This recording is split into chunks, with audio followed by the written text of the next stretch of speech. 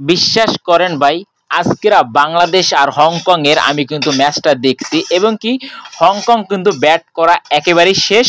Hong Kong 20 over bat করছে এবং কি হংকং টার্গেট দিছে আপনার যে 144 রান টার্গেট, মানে 144 না, সরি ভুল করছি, 45 রান টার্গেট দিছে হংকং। এখন 144 কিংবা 145 যেটাই হংকং টার্গেট দিক, আমি মনে করি হংকং কিন্তু অনেক বেশি পরিমাণে রানটা টার্গেট দিয়ে ফেলছে। আর বাংলাদেশের আজকে বোলিং পারফরমেন্স খুবই হতাশাজনক।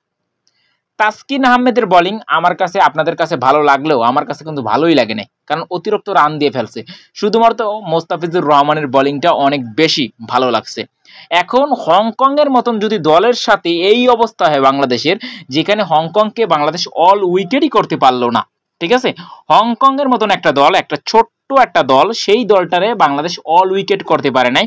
এখন শুধুমাত্র আপনারা মায়ের দোয়া ক্রিকেট টিমটার জন্য দোয়া করতে থাকেন, মানে দোয়া করতে থাকেন জানি অন্তপক্ষে হংকং এর সাথে ম্যাচটা জিতে, ঠিক আছে। এরপরে যে দুইটা ম্যাচ খেলবে শ্রীলঙ্কা এবং কি আফগানিস্তান, ভাবতে পারতাছেন এই দুইটা ম্যাচের মধ্যে বাংলাদেশের কি হবে? শুধুমাত্র বাংলাদেশ ঘরোয়া লিগগুলা সিরিজগুলা এইগুলাই জিতে, ঠিক আছে, ভালো কোনো মানে কাপে একেবারে হতাশাজনক পারফরমেন্স করে। এখন ব্যাটিংগুলো দেখেন আপনারা কি ভাই, আমি মনে করি বাংলাদেশের জন্য এই রানটা চেস করা অনেক বেশি টাফ হয়ে যাবে। কারণ কি ভাবেন ভাই, 145 রান হংকং এর বিপক্ষে, আর বাংলাদেশ তো ধুমধারাক্কা ব্যাট করিয়া কিছুক্ষণের মধ্যে অল উইকেট হয়ে যেতে পারে, ঠিক আছে। বাংলাদেশ, আপনি টয়লেট করতে যাই দেখবেন কি বাংলাদেশের 9 উইকেট হয়ে গেছে, ঠিক আছে।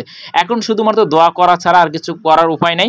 আর আমার মোবাইলে কিন্তু ভাই একেবারেই চার্জ শেষ, আমি হয়তো বা আবার হাইলাইট দেখে আপনাদের ভিডিওর আপডেট দিতে পারি, ঠিক আছে। আপনারা খেলা দেখতে থাকেন।